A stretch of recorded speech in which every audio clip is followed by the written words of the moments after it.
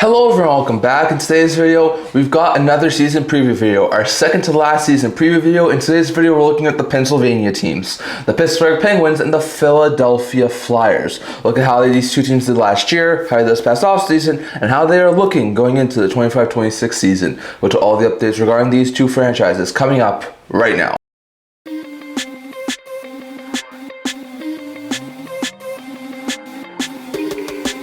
Hello everyone, welcome back to another video here at the End-to-End Hockey channel. Now before we get started, don't forget to like this video and subscribe below. Thank you for all of your support. I would never be able to do this with all of you guys. So if you haven't already, don't forget to hit the like button down below. Don't forget to subscribe. Really helps out the channel. We're on the road to 1,000 subscribers. And do not forget to stay tuned for videos coming out in the very near future. So in today's video, we got another season preview video as per usual. We'll look at these two teams, look at how they did this past offseason, their stats. We'll look at their offseason additions and subtractions, their big trades from this past summer. We'll also look at their top 3 draft picks in the 2025 draft. We'll look at the 5 things I said in my offseason preview video these two teams should do to get better and improve for this upcoming season. Then we'll look at my projected lineup and projected point total for these two teams for the upcoming 25-26 season and my off-season grade. So we're going to start here with the Pittsburgh Penguins. Last year was a subpar season, especially given Pittsburgh standards. I mean, at least the last couple of years, they missed the playoffs and only a couple of points out. This year, they wound up finishing 11 points out of playoff spot, had a record of 34, 36, and 12 for 80 points, 7th in the Metro Division, 13th in the Eastern Conference, and 24th in the entire NHL. So it was definitely a down year for the Pittsburgh Penguins, and they had one of their worst point totals in recent memory, finishing below 500. So very interesting note there.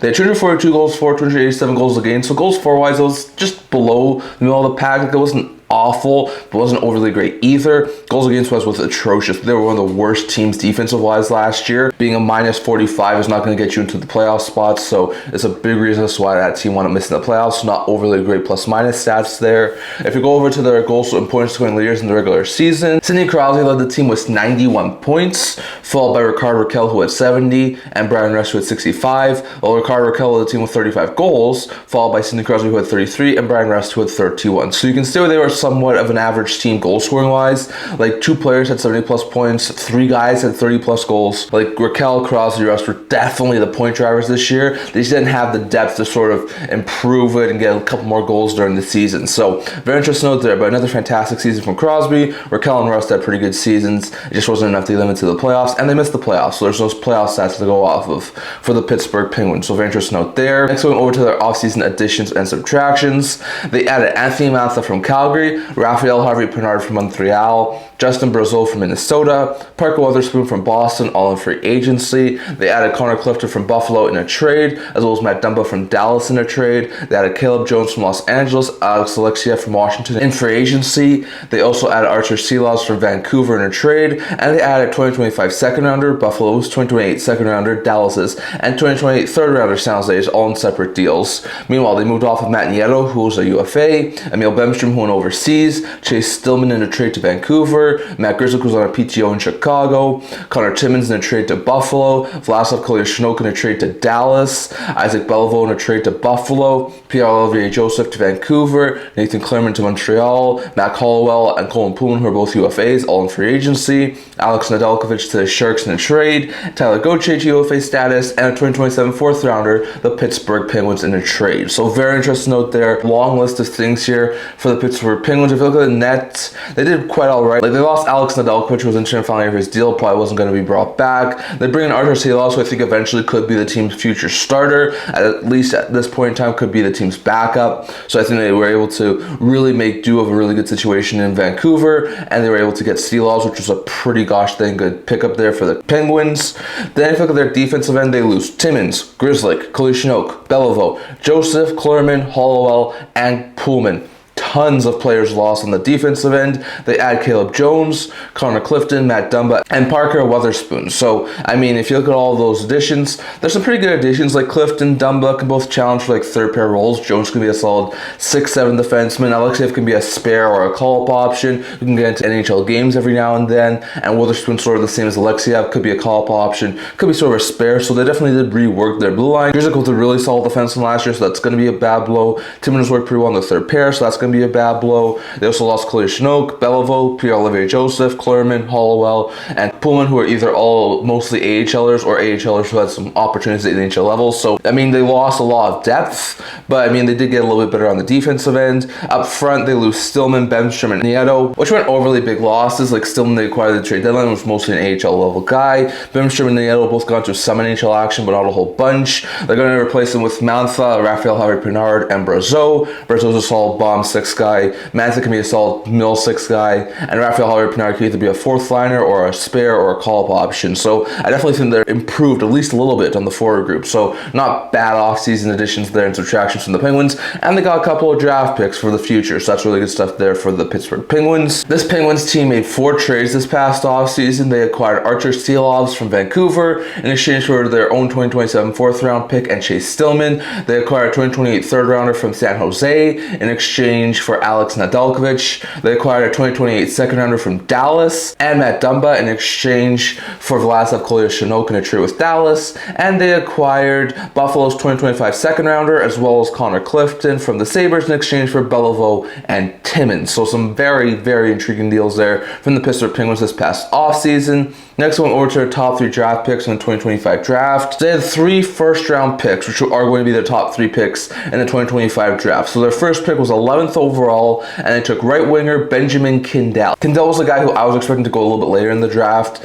He wound up going 11th to the Penguins. Obviously, the Penguins see a really good fit with him, so he's a right winger, and I think eventually he could be a really solid top 6 forward. And then with the 22nd and 24th overall pick in the first round, they took center prospects. First it was Zonin, and then it was Horkoff. I think both those guys have the potential to be solid 2nd, 3rd line centers going forward in the future. Once again, Crosby's getting up there in age, Malkin's getting up there in age. They're only going to have a couple of years left before they retire, so getting a couple of replacements for the long term will be very smart there for the Penguins. I think Zonin and Horkoff have the potential to do that. So very interesting picks in the 2025 draft, but they had 3 picks in the first round, 11th, 22nd, and 24th, and they took right winger Kindell as well as center Zonin and Horkoff with those 3 picks. So very interesting note there. Next one over to my 5 things that's in the offseason preview video this team should accomplish to improve and get better for this upcoming season. So in the offseason preview video, the first thing that I mentioned that the Penguins should do was to move Rickard Rakell. There was some talk about moving him at the trade deadline. It never happened, so I was hoping that they would be able to reset, find some sort of a good offer, and trade him in the offseason. At least at current point in time, they have not done that. Now, that hasn't stopped people from speculating that he's still going to be moved.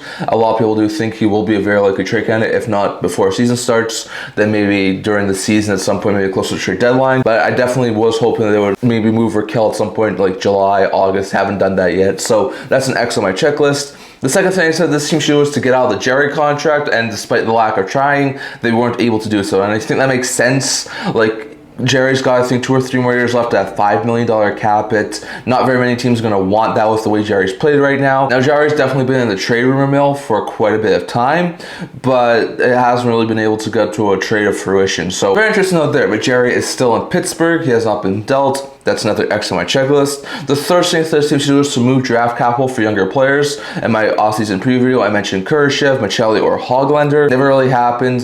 They didn't really move any of their picks for younger players. Like, the only one that involved a pick that they moved was Archer Silovs, which I guess you could say to some extent qualifies, but Silovs is more of an older player. So I was hoping they would be able to get some very young players, and they weren't able to do so. So that's another X on my checklist. The fourth thing I said this team should do was to rework the bottom 6. They did that.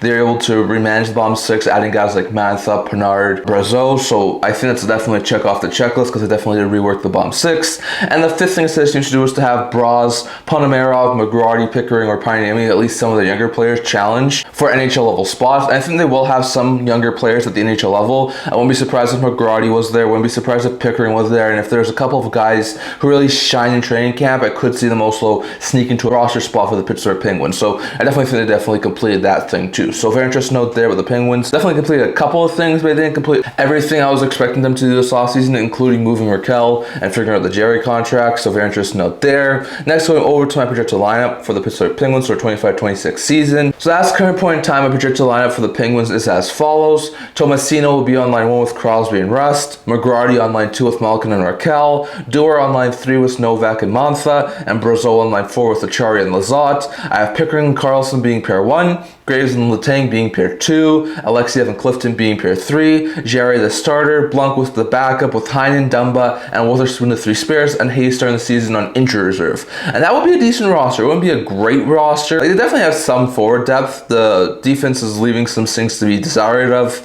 The goaltending side is not overly bad, so very interesting note there. But that's a decent roster there for the Pittsburgh Penguins. Next, going over to my projected point total for the Pittsburgh Penguins for 2025-2026 season. So that's current point in time. I think the Penguins are going to have an atrocious season. I think they're going to be mediocre to bad throughout the entire season. Leading up until the trade deadline, they're going to make a couple of trade deadline moves that's going to make this team currently worse, and then they're going to tank off. I think they're going to finish this year with a record of 30, 43-9 for 69 points. It's good enough for 16th in the Eastern Conference. I do have the Pittsburgh Penguins being dead last in the Eastern Conference. That is my current predictions for the Pittsburgh Penguins. So don't expect the Penguins, in my opinion, to be a playoff team. Like, I could easily see them get a little bit closer to the 500 mark, especially if they don't move off of guys like Raquel or Rust, especially by a trade deadline. But I personally do think that this team is poised to take a massive step back and be a really good spot to land Gavin McKenna in this year's draft. So that's my predictions on the Pittsburgh Penguins. And lastly, going over to the offseason grades. Like I said, if you look at the offseason that they had a lot of good draft capital, they had a goaltender of the future. They improved their defense a tiny bit, even if they lost a little bit of depth. And they have a couple of guys who they could trade at the trade deadline, and guys like Dumba and Clifton. And they improved their forward group a little bit. So I definitely like the offseason this Penguins team had. I'm going to give them a B-. I don't think they have anything higher than a B-. Like, I think that's sort of a good grade warranted for the sort of offseason this team had. Had they been able to maybe make a couple more trades, get a couple more younger players, maybe replace some of that lost depth on the defense end, it could give them a little bit higher rating. But at current point in time, I think that's warranted. So I'm going to give the Penguins a B- for their offseason. I think that's warranted. That's my opinion on the Pittsburgh Penguins. Next, going over to the Philadelphia Flyers. So going over to the Philadelphia Flyers, they were a team who also did not have an overly great season last year. They had a worse record than the Pittsburgh Penguins. They had a record of 33, 39-10 for 76 points, 8th in the Metro, worst team in the Eastern Conference, and 29th in the entire NHL. Only were ahead of 3 teams in the Western Conference. So the Flyers were an atrocious team last year, as they finished with only 76 points. It was only 6 points below 500, but still one of the worst teams in the entire NHL last year. They finished with 232 goals for, 283 goals against for a -51 rated, so they were even a worse plus-minus team than their Pennsylvania rivals. Like, goal scoring wise, they could have been a little bit better, and they could have definitely been better defensive wise. Just the Penguins, atrocious defensive stats last year for the Flyers. So very interesting note there. If you go over to their goal and point scoring leaders from last year's regular season, Konechny led the team with 76 points, followed by Michkov, who had 63, and Couturier, who had 45. And then Michkov led the team in goals with 26, followed by Forrester, who had 25, and Konechny, who had 24. So you can see that they were one of the worst teams goal scoring wise. Only one guy had 70 plus points, only 2 guys had 50 plus points, and no one hit the 30 goal mark. So you can see why they were one of the worst teams goal scoring wise. Definitely need to up that offensive game a little bit if they want to be better in the future. But still, those were their stats from last year, and they missed the playoffs. So no stats to go off of there for the Philadelphia Flyers. Next, going over to their offseason additions and subtractions. So if you look at their additions, they had Christian Dvorak from Montreal, Trevor Zegras from Anaheim in a trade, Tucker Robertson from Seattle in a trade, William Peterson from Edmonton, Noah Juulsen from Vancouver, Dennis Gilbert from Ottawa, Dan Vladar from Calgary, and a 2026 6th rounder Columbus in a trade. Well, they lose Ollie Lykesell to Ottawa, Giovanni Smith to Carolina on a PTO, Ryan Poehling in a trade to Anaheim, Zade Wisdom to UFA status, John Randall Vaughn to Seattle in a trade, Denwye to UFA status, Pelche to Tampa Bay, Belpedio to Washington, Peterson to Minnesota, Fedotov in a trade to Columbus, and they lost a 2025 second rounder, which was Columbus's, and their own 2026 4th rounder. So very interesting over there. So if you look at this team, they lose Fedotov, they lose Peterson. Peterson was mostly an AHL level guy last year. Fedotov got some stints at the NHL level. But they were able to acquire Dan Vladar in free agency, signed to a 2-year deal. He's going to be a really solid veteran backup for Sam Ersson. So I think that was a really solid move there, and they definitely did improve their goaltending side, even if they lost a little bit of depth. They lost Belpedio on the defensive end, so that's a little bit of a bad blow there. But they do add Juulsen and Gilbert, who I think are guys who can either challenge for third pair roles, or it could be spares or call-up options. So given the fact they add 2 and only lost 1, they definitely improved their defensive core. Offensively, they added Peterson, Robertson, Zegras, and Dvorak. Well, they lost Lykesell, Smith, Poehling, Wisdom, Avon, Denwye, and Pelche. The only guys who really got any NHL time last year at the NHL level were Smith,